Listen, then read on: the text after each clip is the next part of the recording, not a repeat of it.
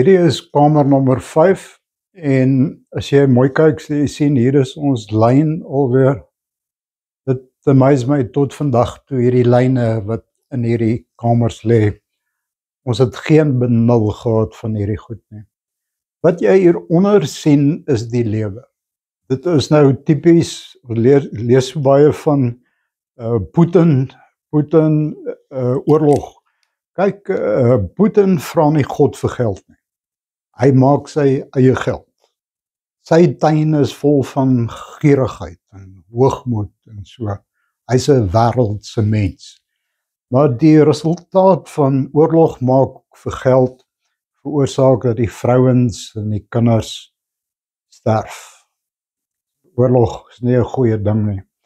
Hierdie is alles die oorsaak van hoogmoed. Kyk, hier is 'n persoon vasgeketting aan hoogmoed. Jy kan sien hierdie ou strek sy hand uit, daar sy grootste probleem wil hy graag mee gedeel hê deur Jesus.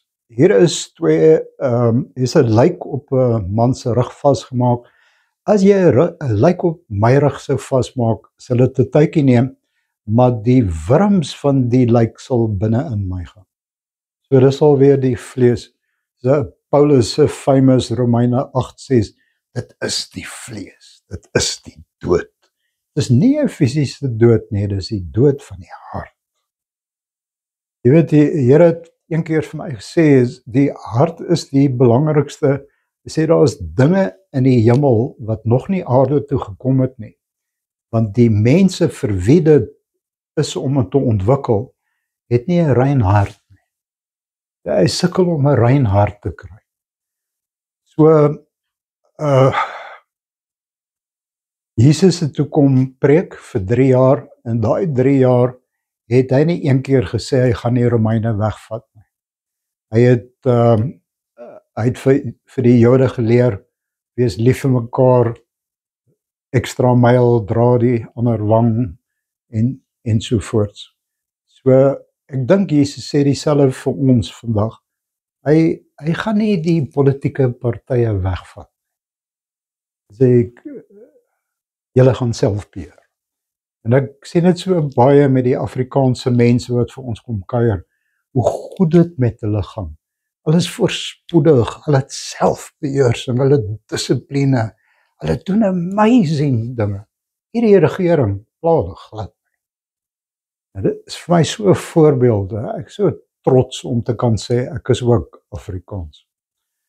So Jesus het toe, nadat hy klaar gepreek het hy in die hart van die mens, van alle mense op die hele aarde ingestap, so met sy kruis. Hulle het hom gekruisig op 'n skedel. Nou weet jy, dis gaan oor die mind. En terwyl hy hang op die kruis, het hy toegelaat dat die hele vlees in hom kom. So jy weet, jy moet dit in jou meditasie is hierdie kruis en die gebeure voor dit en na. Stel jy sal voor dat hy het soos 'n lokval gemaak van sy liggaam. Dat alles wat daai Sanhedrin teen hom gedoen het. Kyk, hulle was jaloers, dit was jaloesie wat Jesus gekruisig het. Sien jy hoe sterk is so, geen wonder die mense sê die duiwel is so magtig en kragtig. Dit was jaloesie wat hom gekruisig het en hulle was bang, want hulle het gedink hulle gaan al hulle invloed verloor oor Israel. En so Jesus het daai in hom ingeneem, daai verskriklikheid van hoe hulle met hom gemaak het, geslaan, en hoe hulle hom gegeesel het, en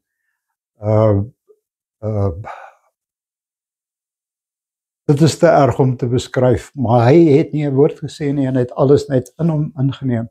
En die idee was gewees om dit te kruisig. En so, terwyl hy op die kruis hang, het hy mense bedien, daai vrouens daar bedien.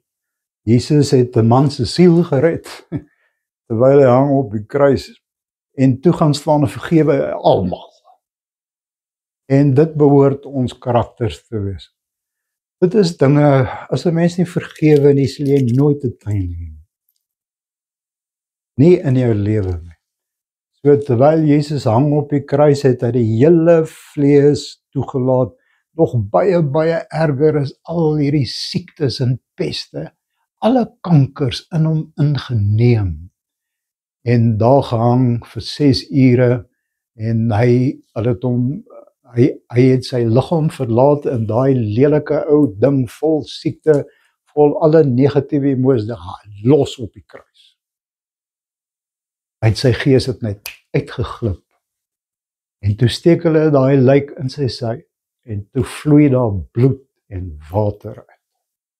Die bloed, weet jy nou, is vir jou gewete en die water stel voor die woord. Die bloed en die woord. En hy is die woord.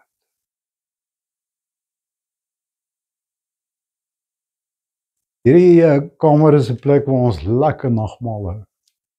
Paasnaweke geniet ons dit om mense deur die grot te neem. Kom vertel hulle van Jesus.